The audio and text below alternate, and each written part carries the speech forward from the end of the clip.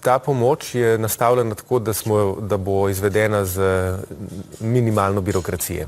Se pravi, nobeni obrazci ne bodo potrebni, enostavno tisti, ki imajo otroke in prejemajo otroški dodatek, bodo dobili avtomatično v teh 3 mesecih, se pravi november, december in januar, nakazan dvojni znesek. To je vse.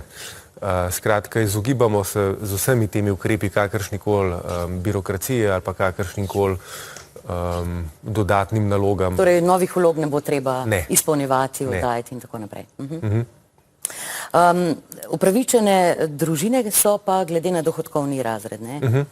Tako, najrevnejše bodo dobile 120 evrov, najbogatejše, ki še prejemajo otroški dodatek, pa 20 evrov. Ostali pa nekje vmes, se pravi 80, 60, 70, 50 in tako dalje.